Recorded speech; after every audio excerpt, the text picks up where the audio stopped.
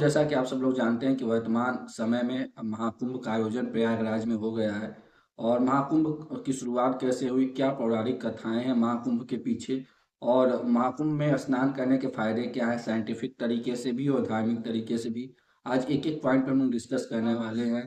तो दोस्तों चलिए सबसे पहले इस बात पे डिस्कस करते हैं कि महाकुंभ की शुरुआत कैसे हुई और कौन सी पौराणिक कथा में महाकुंभ का उल्लेख मिलता है।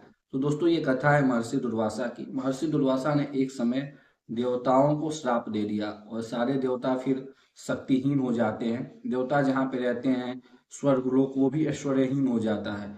तो सारे देवता विष्णु भगवान के पास जाते हैं। विष्णु भगवान सबको समुद्र मंथन करने के लिए कहते हैं। क्योंकि देवता अकेले समुद्र मंथन नहीं कर सकते, तो देवता फिर वहां राजा बलि के पास जाते हैं, जो कि उस समय असुरों के राजा थे।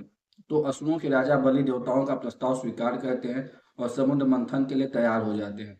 समुद्र मंथन मदरांचल पर्वत और वासुकी नाग की मदद से किया जाता है। वासुकी नाग को मथनी बनाया जाता है। जब समुद्र मंथन के दौरान 14 नए नए रत्नों की प्राप्ति होती है, जिसमें से जैसे कामधेनु गाय मिलती है हमें, एरावत हाथी मिलता है, हलाहल विष भी समुद्र मंथन के दौरान मिलता है। यहाँ तक कि चंद्रमा और माता लक्ष्मी जैसे 14 रत्न होते हैं वो मिलते हैं समुद्र मंथन के दौरान। अब दोस्तों अगर हम बात करें कि फिर महाकुंभ की बात कैसे आती है, तो दोस्तों जब ये समुद्र मंथन खत्म होता है तो भगवान धन्वंतरी आते हैं अमृत लेके। और अमृत को देख के देवता और असुर आपस में फिर भिड़ जाते हैं। तो उस भिड़ंत में जो होता है कि अमृत की कुछ बूंदें धरती पे आती हैं और अमृत की 4 बूंदें धरती पे जिन जिन स्थानों पे जाके गिरती हैं वहां पे महाकुंभ का आयोजन होता है। वो स्थान उज्जैन, नासिक, हरिद्वार और प्रयागराज है। तो दोस्तों यहाँ पे 12 वर्षों पे, हर 12 वर्षों पे महाकुंभ का आयोजन किया जाता है।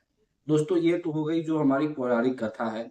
साइंटिफिक रीजन से भी क्योंकि हमारा जो जुपिटर प्लेनेट है सोलर सिस्टम का सबसे बड़ा प्लेनेट माना जाता है।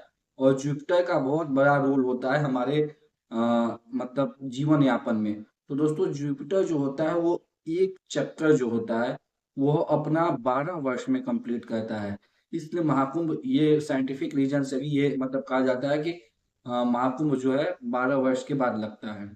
दोस्तों अगर हम बात करें कि महाकुंभ में का ज्योतिष योग क्या है, तो महाकुंभ के ज्योतिष योग जो इस समय प्रयागराज में महाकुंभ लगा हुआ है उसका ज्योतिष योग का वर्णन ब्रह्म पुराण, शिव पुराण, नारद पुराण में मिलता है, विस्तार से मिलता है। दोस्तों अगर हम जानना चाहेंगे तो जब मेष राशि के चक्र में बृहस्पति हो और सूर्य और चंद्र मकर राशि में प्रवेश करे, अमावस्या वाले दिन से ही महाकुंभ जो है प्रयागराज में लगता है। तो ये ज्योतिष योग है और माना जाता है कि इस दिन जाके अगर इस योग में अगर हम जाके स्नान करेंगे तो संगम पे, तो हमें जो है अमृत के समान फल प्राप्त होगा। तो दोस्तों ये तो हो गया हमारा धार्मिक कारण। अब हम जानते हैं कि क्या साइंटिफिक रीजन भी कोई है, क्या महाकुंभ में जाके स्नान करने से हमें वैज्ञानिक दृष्टिकोण से भी कोई फायदा होता है, कोई लाभ होता है या नहीं होता। तो दोस्तों एस्ट्रोनॉमी और ह्यूमन बायोलॉजी के अनुसार अगर हम महाकुंभ में जाके नहाते हैं तो हमें उसका फायदा मिलता है। कैसे? दोस्तों ऐसा माना जाता है कि जब सारे ग्रह एक लाइन में होते हैं तो वो हमारी अर्थ के इलेक्ट्रोमैग्नेटिक फील्ड पे अपना इफेक्ट डालते हैं। और जब अर्थ के इलेक्ट्रोमैग्नेटिक फील्ड पे इफेक्ट पड़ेगा तो हमारे बायोलॉजिकल सिस्टम पे भी इफेक्ट पड़ेगा। तो ऐसा माना जाता है कि दोस्तों जब हमारा हमारी ह्यूमन बॉडी का जो इलेक्ट्रोमैग्नेटिक फोर्स होता है वो बाहर निकलता है और वो उस सिचुएटेड रीजन में जो है या वो सिचुएटेड एरिया में जो है अपना रिएक्शन दिखाता है, जिसके कारण हमें शांति और सुख की अनुभूति होती है। तो दोस्तों ये है वो साइंटिफिक रीजन जो हमें ये बताता है कि महाकुंभ में जाके नहाने से ना सिर्फ हमारे धर्म के अनुसार ही हमें फायदा होता है, बल्कि हमें साइंटिफिक तौर पे भी हमें सुख और शांति की अनुभूति होती है। दोस्तों अब हम ये जानते हैं कि महाकुंभ को कराता कौन है। ये जो महाकुंभ होता है इसे कराने की जिम्मेदारी किसकी है? अभी तो हम कह सकते हैं कि इस महाकुंभ को कराने की जिम्मेदारी हमारे सरकार की है। लेकिन दोस्तों क्या आपको पता है कि जब सरकार नहीं थी तब भी ये महाकुंभ होते थे? तो दोस्तों इसका उल्लेख हमें मिलता है श्री आदि शंकराचार्य जी के द्वारा। हमारे भगवान थे श्री आदि शंकराचार्य। सनातन धर्म का उन्होंने विश्व भर में प्रचार किया और उन्होंने जो है कि अपनी दिग्विजय यात्रा की थी। उस दिग्विजय यात्रा के दौरान उन्होंने हर पंथ के और हर धर्म के लोगों से साष्टांग किया था, या हम कहें हर पंथ के लोगों से साष्टांग किया था, और ज्यादातर लोग उनके बाद उनके शिष्य बन गए थे। दोस्तों, उस दिग्विजय यात्रा के बाद उन्होंने 4 मठों की स्थापना की, जो बाद में चल के 4 अखाड़े बन गए। और उन 4 अखाड़ों पे ये जिम्मेदारी दी गई कि वो महाकुंभ को, मतलब वो महाकुंभ कराएं, और हमारे जो सनातन धर्म के जो रीति रिवाज थे, या हम कहें कि हमारे जो सनातन धर्म के ध्वजा जो है वो हमेशा ऐसे ही फहरती रहे, हमारा सनातन धर्म एक होकर चले, इसलिए उन्होंने वो 4 अखाड़ों का जो है निर्माण किया था। तो उन 4 अखाड़ों पे महाकुंभ कराने की भी जिम्मेदारी थी। दोस्तों, अगर हम बात करते हैं महाकुंभ से आर्थिक लाभ क्या होने वाला है, दोस्तों, क्योंकि कहीं अगर महाकुंभ इतना बड़ा आयोजन हो रहा है, तो कहीं ना कहीं उसका आर्थिक लाभ भी होगा, और सरकार कहीं ना कहीं उसमें काफी लागत भी लगी होगी।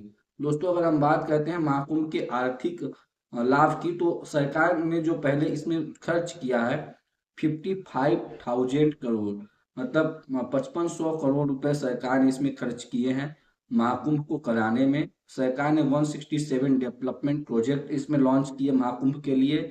और सरकार ने, क्योंकि देश विदेश से अलग अलग जगहों से लोग आते हैं, तो वहाँ पे उनकी भाषा के लिए एआई और वाट चैट का इस्तेमाल भी सरकार ने किया है।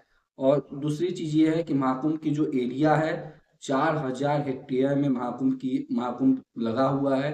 और महाकुंभ में लगभग 40 से 50 करोड़ लोग आने की संभावना है। हालांकि इससे ज्यादा भी आ सकते हैं। क्यों आ सकते हैं इससे ज्यादा? क्योंकि पहले 11 दिन में ही 10 करोड़ के पार आंकड़ा चला गया था। तो दोस्तों, इस दौरान जो स्वाभाविक सी बात है कि इतने लोग आएंगे, तो इस दौरान जो बिजनेस होगा वो भी बहुत ज्यादा होगा। तो इस दौरान जो होने वाला बिजनेस है महाकुंभ में, वो लगभग 2 लाख से 3 लाख करोड़ होने वाला है। यानी 2 लाख करोड़ से लेके 3 लाख करोड़ तक का बिजनेस, काफी बड़ा बिजनेस होने वाला है। और अब दोस्तों, हम जानते हैं सबसे लास्ट में कि महाकुंभ के कितने प्रकार होते हैं, कितने प्रकार के महाकुंभ होते हैं। तो दोस्तों, महाकुंभ 4 प्रकार के होते हैं। एक कुंभ होता है जो कि हर 4 वर्ष पे लगता है, एक अर्ध कुंभ होता है 6 वर्ष पे लगता है, पूर्ण कुंभ 12 वर्ष पे लगता है, महाकुंभ 144 वर्ष पे लगता है। तो दोस्तों, उम्मीद करता हूँ कि आज का वीडियो आपको अच्छा लगा, और आज का वीडियो आपके लिए काफी जानकारी भरा होगा। तो धन्यवाद मेरा पूरा वीडियो देखने के लिए। मिलते हैं आपसे अगले वीडियो में, तब तक के लिए जय श्री राम। धन्यवाद। जय सनातन।